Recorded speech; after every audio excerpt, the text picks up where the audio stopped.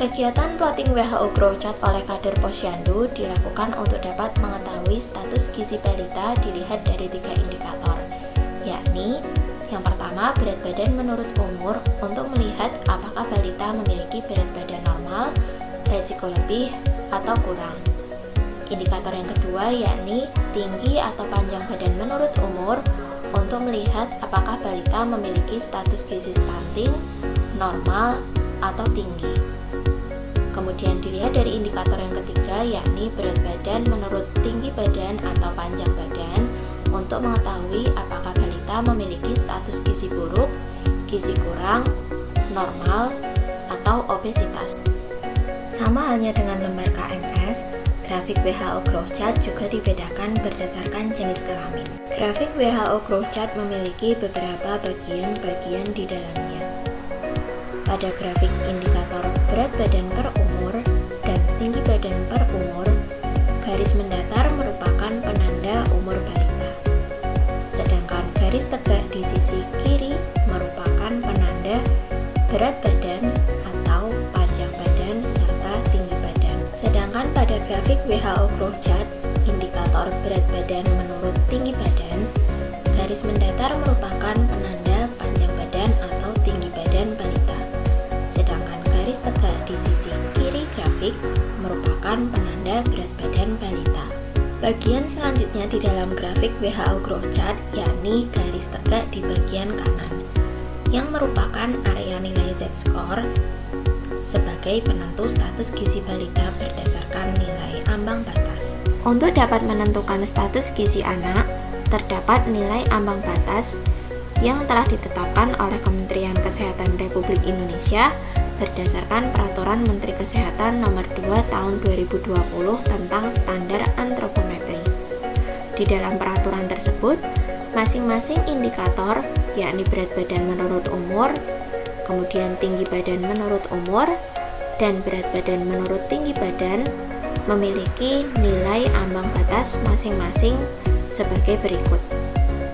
Contoh, pada indikator berat badan menurut umur, balita dikatakan memiliki status gizi berat badan normal apabila area plotting WHO Growth Chart terdapat pada area -2 SD sampai dengan +1 SD.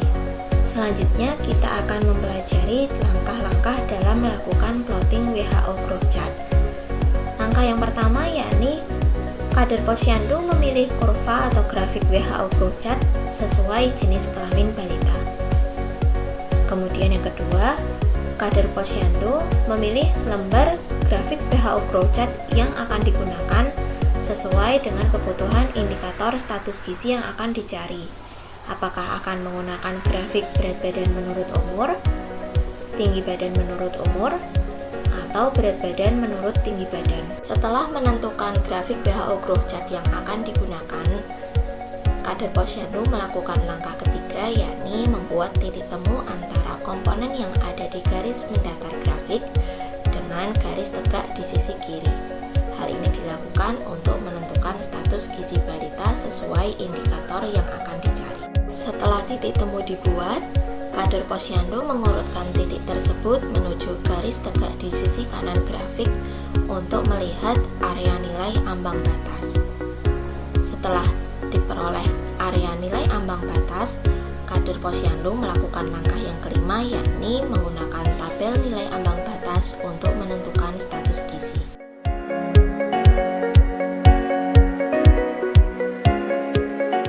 Terdapat kasus di Posyandu sebagai berikut.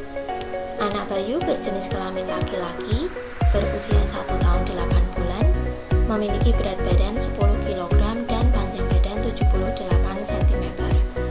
Tentukan status gizi anak bayu berdasarkan 3 indikator sebagai berikut. Kita akan menentukan status gizi anak bayu berdasarkan indikator yang pertama yakni berat badan menurut umur.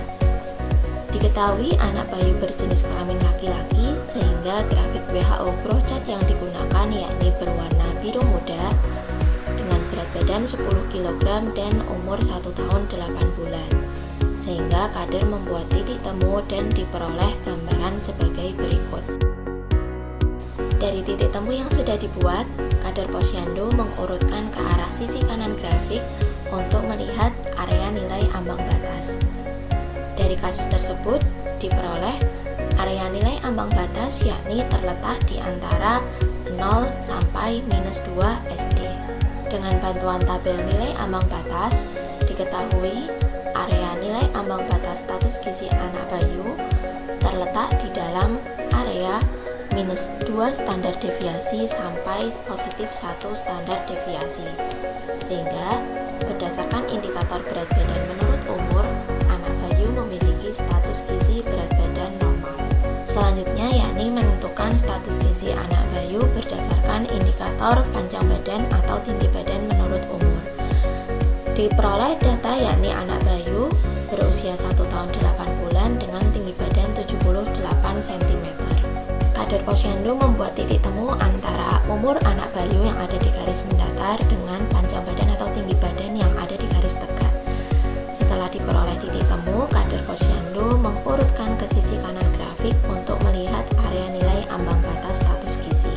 Setelah diperoleh area nilai ambang batas status gizi anak bayu, Kader Posyandu mengacu pada tabel nilai ambang batas sehingga diketahui status gizi anak bayu berdasarkan indikator tinggi badan menurut umur yakni berada pada area minus 2 SD hingga minus 3 SD atau status gizi yakni pendek atau stunted.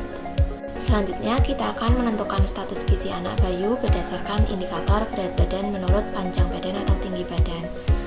Diketahui dari data yakni anak bayu memiliki berat badan 10 kg dan tinggi badan 78 cm, sehingga Kader membuat titik temu dari dua komponen tersebut. Setelah dibuat titik temu, Kader Posyandu menarik ke arah sisi kanan grafik untuk melihat area nilai ambang batas.